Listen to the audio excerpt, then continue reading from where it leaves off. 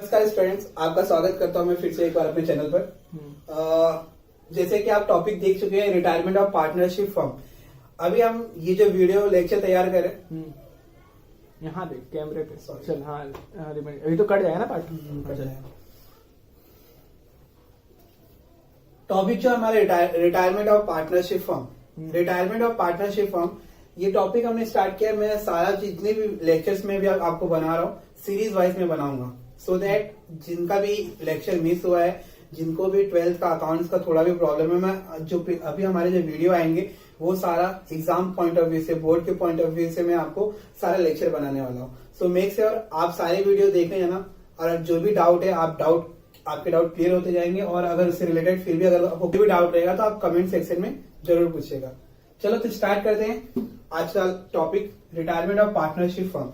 जैसे retirement of partnership firm, आपको नाम से समझ में आ रहा होगा कि कोई एक पार्टनर, कंपनी के अंदर 3 पार्टनर है, 3-4 पार्टनर होंगे, तो 3 पार्टनर में से कोई एक पार्टनर कंपनी से रिटायर होता है। तो हम ऐसे आपको नाम से समझ में आ रहा है कोई कंपनी में से कोई एक पार्टनर रिटायर होने वाला है। सपोज मान लो कि 3 पार्टनर है, ए बी सी।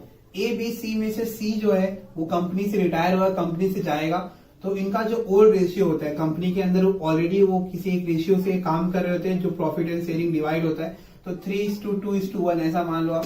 तो इनका न्यू रेशियो क्या बनेगा? अगर सी जाता है तो जो न्यू रेशियो रहेगा, सी के जाने से न्यू रेशियो क्या बनेगा? 3:2। अदरवाइज क्वेश्चन में अगर आपको बोला हुआ है कि न्यू रेशियो 5:2 है, 5:1 है, तो आपको क्वेश्चन वाला ही न्यू रेशियो समझना है, या फिर कैलकुलेट नहीं दिया रहेगा तो आपको इस तरीके से न्यू रेशियो कैलकुलेट करना होता है। क्लियर ये चीजें, न्यू रेशियो कैसे निकालते हैं। पार्टनरशिप फर्म में आपको समझना होगा रेशियो। 3 टाइप के रेशियो होते हैं। पहला होता है ओल्ड रेशियो। ओल्ड रेशियो आपको क्वेश्चन में गिवन होगा, जिसके बेस पे पार्टनरशिप फर्म काम कर रहा था। अब उसके बाद दिखाना होता है न्यू रेशियो। न्यू रेशियो आपको कैलकुलेट करना होगा, मैंने आपको इसके पहले ही बता दिया न्यू रेशियो कैसे करना है। फिर आता है gain ratio. Gain ratio it means जब कभी भी ओल्ड पार्टनरशिप फर्म से पार्टनर जाएंगे तो जो कंटिन्यूइंग पार्टनर होंगे, थोड़ा सा पीछे आइए। देखिए, जब पार्टनरशिप फर्म होता है, रिटायरमेंट ऑफ पार्टनरशिप फर्म में, तो 2 टाइप के पार्टनर होते हैं। एक होता है रिटायर पार्टनर, थोड़ा मुझे वर्डिंग बता देना, दिख रहा है ना बराबर, और एक होंगे कंटिन्यूइंग पार्टनर। रिटायर पार्टनर वो पार्टनर होता है जो कंपनी से रिटायर हो रहा है, और कंटिन्यूइंग मतलब जो इसको कंटिन्यू करने वाले पार्टनर है। तो जैसे ही रिटायरमेंट ऑफ पार्टनरशिप फर्म में से एक पार्टनर रिटायर होगा तो कंटिन्यूइंग पार्टनर को गेन होता है उसके जाने से। सिंपल सा एग्जांपल समझिए आप। सपोज 90,000 था, 90,000 को 3 जन में इक्वली पार्ट में डिवाइड करना, 30,000 ये ओल्ड रेशियो में, मतलब उनका जो ओल्ड रेशियो था ये 1:1 था। अब जैसे ही सी जाएगा तो सेम 90,000, क्योंकि कंपनी का जो प्रॉफिट है वो तो 90,000 ही हो रहा है, एवरेज हर साल 90,000 होगा, किसी एक पार्टनर के जाने से प्रॉफिट तो कम नहीं होगा। अब ये 2 पार्टनर में डिवाइड होगा, तो जब 2 पार्टनर में डिवाइड होगा तो 45,000 और 45,000 हो जाएगा। क्लियर है? तो आप समझ देख सकते हैं 30,000 से ए का जो प्रॉफिट था, रेशियो था 30,000 था, बी का कितना था 30,000, और सी का भी कितना था 30। अब जो सी चले गया है तो ए को और बी को प्रॉफिट में सेम प्रॉफिट 90,000 और 45 और 45,000 मिल रहा है।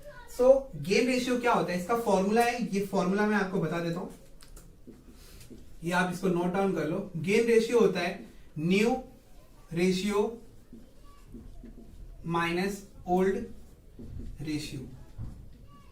क्लियर है? सो ये फॉर्मूला आपको याद करना जब कभी भी गेन रेशियो निकालना होगा। अब गेन रेशियो कब निकालना है मैं आपको बताता हूं इसके आगे।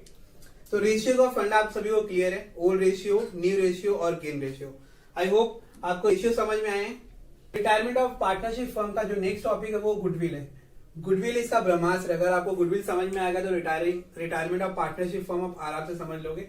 और as compare to admission, retirement of partnership firm बहुत ईजी है। यहाँ पे आपको सिर्फ और सिर्फ गुडविल का फंडा समझना है। आप गुडविल एक बार समझ लिए तो पूरा का पूरा रिटायरमेंट आपके हाथों में। आपका जो 8 मार्क्स का 10 मार्क्स का जो क्वेश्चन बनेगा इजिली आप ले सकते हो।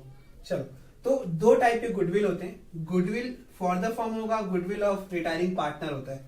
चलो, तो गुडविल फॉर द फर्म बोला है या गुडविल ऑफ द फर्म बोला है, इट मींस क्या है कि गुडविल पूरे एंटायर फर्म का दिया। देखो क्वेश्चन में कैसे आपको बोला जाएगा, एडजस्टमेंट के अंदर कैसे बोलता है और इसका मीनिंग क्या होता है, मैं आपको सारा कुछ आराम से समझा देता हूँ। पहले एक बार आराम से समझो।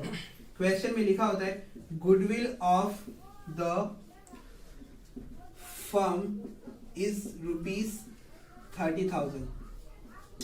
तो जब कभी भी आपको ऐसा लिखा रहा है goodwill of the firm is ₹30,000 है, इट मींस कि ये पूरे फर्म का गुडविल का वैल्यू दिया है। एकदम सिंपल इंग्लिश में लिखा हुआ है, आप आराम से समझ सकते हो, ठीक है। तो जब कभी भी क्वेश्चन आप पढ़ोगे, एडजस्टमेंट पढ़ोगे, वहां पे इस तरीके के स्टेटमेंट आपको दिखता है, तो उसको कैसे सॉल्व करना है, क्या करना है, देखो। अब जब कभी भी ये होता है गुडविल, तो आपको दो चीज, फर्स्ट ऑफ ऑल आप क्या करोगे, इसको रेस करोगे, तो यहाँ की एंट्री होती है। अब गुडविल रेस करना होगा, गुडविल रेस करना मतलब क्या होता है, उसको बुक्स ऑफ अकाउंट में शो करना है।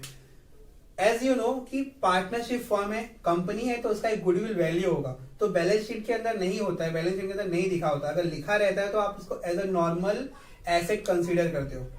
क्लियर है।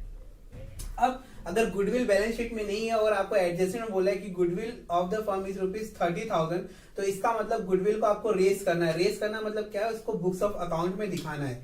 तो क्या एंट्री होता है रेस करने का, सिंपल है। आप गुडविल देखो, गुडविल हमेशा एसेट होता है, ये आपको बेसिक, एकदम बेसिक सी चीज है। गुडविल क्या होता है, हमेशा एसेट होता है, मतलब गुडविल जो अपना इंटेंजिबल एसेट है। तो goodwill account debit two of the firm था ना, ऑफ द फर्म, फर्म के अंदर कितने पार्टनर थे, सारे 3 पार्टनर थे, तो यहाँ पे आएगा टू ऑल पार्टनर्स।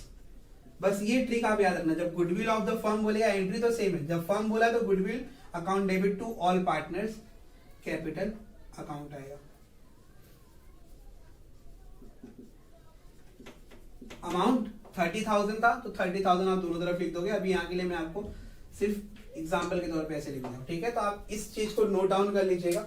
जब कभी भी गुडविल ऑफ द फर्म बोलेगा तो सबसे पहले आप रेस की एंट्री पास करते हैं। उसके बाद सेकंड क्वेश्चन में कंटिन्यू अगर बोला है राइट ऑफ करने के लिए, गुडविल को राइट ऑफ करना होता है। इट मींस कि जो रिटायरिंग पार्टनर है, कंपनी से जो रिटायर हो रहा है, उसका जो गुडविल वैल्यू है, अब दोनों पार्टनर में क्या होगा, डिवाइड होगा। तो कैसे होता है उसका, यहाँ पे गुडविल क्या है, डेबिट है।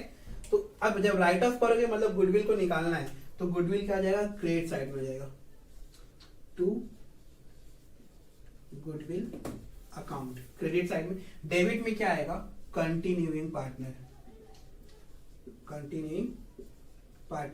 अभी आपको याद रखना है, आपने इसके पहले रेशियो सीखा था, तो रेशियो का यहीं पे यूज होता है, रेशियो का यूज आप यहीं पे करोगे। अब जब कभी भी गुडविल ऑफ द फर्म रहेगा, क्वेश्चन में सिर्फ रेस के बारे में बोला तो सिर्फ एक एंट्री पास करोगे, और राइट ऑफ बोला तो सेकंड एंट्री पास करोगे। बट राइट ऑफ आप हमेशा कौन से रेशियो पे करोगे, न्यू रेशियो पे। यहाँ पे आप क्या रखोगे, न्यू रेशियो। और जब कभी भी goodwill of the retiring partner आएगा तो वहां पे गेन रेशियो। यही जो मैं आपको बोल रहा था ना कि आपको समझना क्या है कि न्यू रेशियो कब यूज करना है और गेन रेशियो कब यूज करना है। हर क्वेश्चन में आपको न्यू रेशियो कैलकुलेट करने की जरूरत नहीं है, हर क्वेश्चन में आपको गेन रेशियो निकालने की जरूरत नहीं है। पहले आप क्वेश्चन एनालाइज करोगे, समझोगे। मैं आपके साथ एक क्वेश्चन ब्रीफ करूंगा तो आपको बताऊंगा। तो अगर क्वेश्चन में लिखा रहा है गुडविल ऑफ द फर्म, तो मतलब आपको क्या निकालना है, न्यू रेशियो। अगर क्वेश्चन में बोला है गुडविल ऑफ रिटायरिंग पार्टनर, मतलब आपको क्या निकालना है, गेन रेशियो। क्लियर है। चलो, ये गुडविल अगर रिटायरिंग पार्टनर का आया है, क्वेश्चन में अगेन वैसे ही बोला रहेगा goodwill of retiring partner, goodwill of retiring partner is ₹5,000, goodwill of retiring partner is ₹8,000। अगर स्टेटमेंट ऐसा लिख के आया ऑफ रिटायरिंग पार्टनर, मतलब आपका क्वेश्चन क्या है, गुडविल ऑफ रिटायरिंग पार्टनर का। तो यहाँ पे आपको क्या है, एंट्री पास करना है। तो यहाँ पे सबसे पहले आप अगेन यही रेस करोगे। Raise means books of account में इसकी एंट्री दिखानी होती है। तो एंट्री क्या होगा, मैंने आपको बताया था अभी थोड़े टाइम पहले, गुडविल हमेशा कुछ भी हो आप गुडविल डेबिट में लिखोगे, रेस करते time goodwill account debit to retiring partner. यहाँ पे ऑल पार्टनर नहीं आएगा क्योंकि गुडविल ऑफ द फर्म नहीं है, यहाँ पे सिर्फ और सिर्फ किसका है, रिटायरिंग पार्टनर है। तो goodwill account debit to retiring partner account. Clear है। और अमाउंट तो आपको एक ही रहेगा 5,000, तो 5,000 दोनों तरफ हो जाएगा। अब क्वेश्चन में अगर बोला है कि goodwill not appear in the books of account, या फिर goodwill will disappear in the books of account, इसका मतलब कि गुडविल को राइट ऑफ करना है, निकाल देना है। तो इसके लिए क्या एंट्री आप रखोगे, सिंपल देखो एंट्री आपकी सेम है, continuing partner account debit to goodwill account. Clear है बेटा।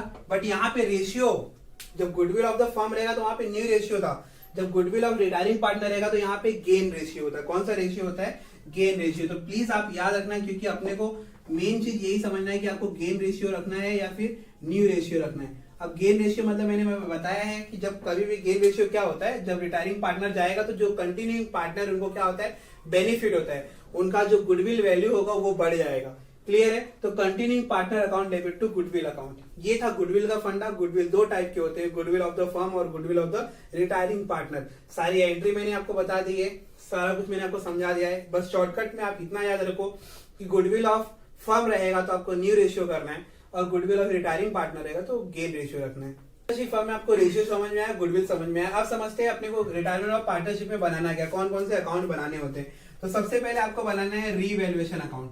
कौन सा account? Revaluation account. Revaluation account का दूसरा नाम क्या था? Profit and loss adjustment account. इसको लिख लो, आपको ऑब्जेक्टिव में पूछता है कभी कभी। Another name of revaluation account is profit and loss adjustment account. चलो अभी मैं आपको पहले ब्रीफिंग बता दूं कि रीवैल्यूएशन अकाउंट होता क्या है।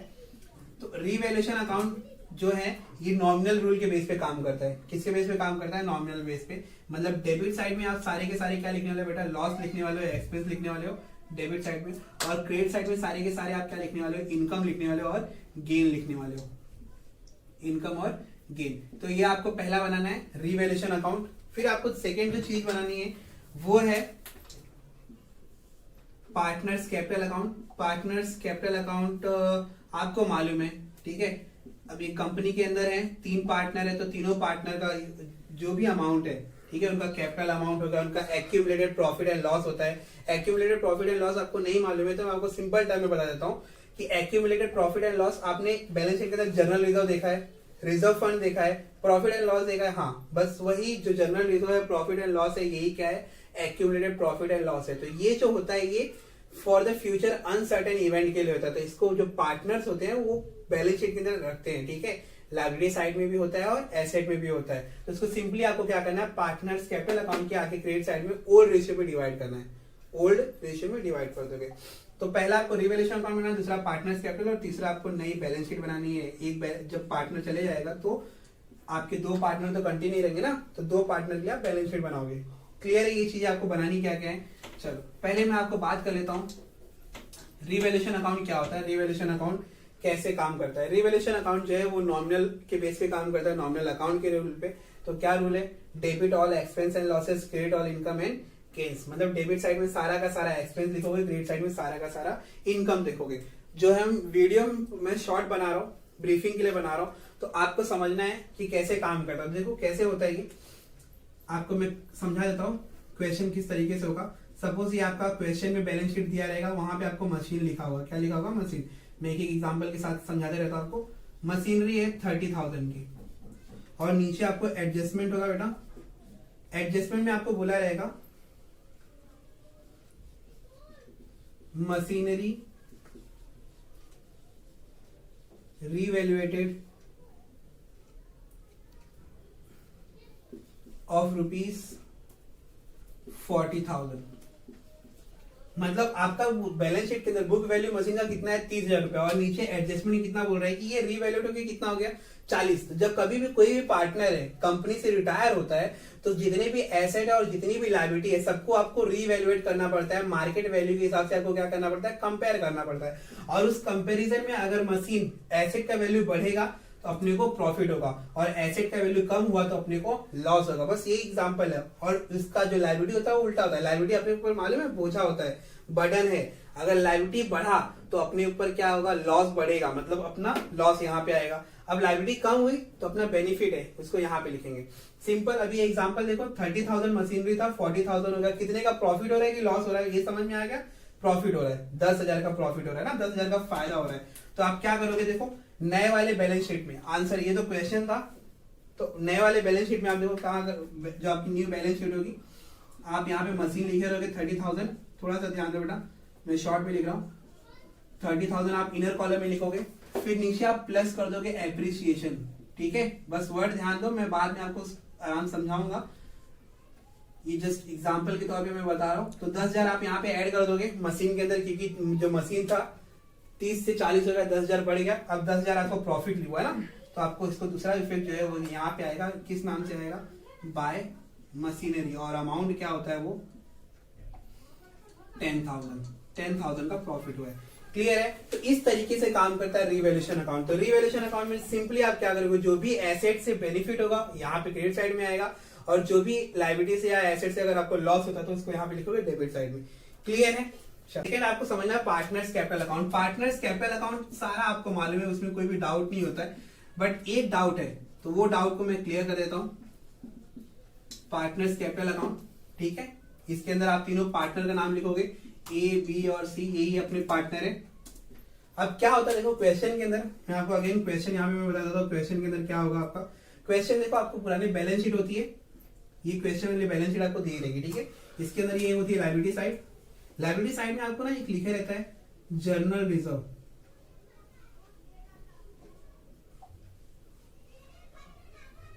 जनरल रिजर्व सपोज 9,000 है, कितना है ये 9,000 है।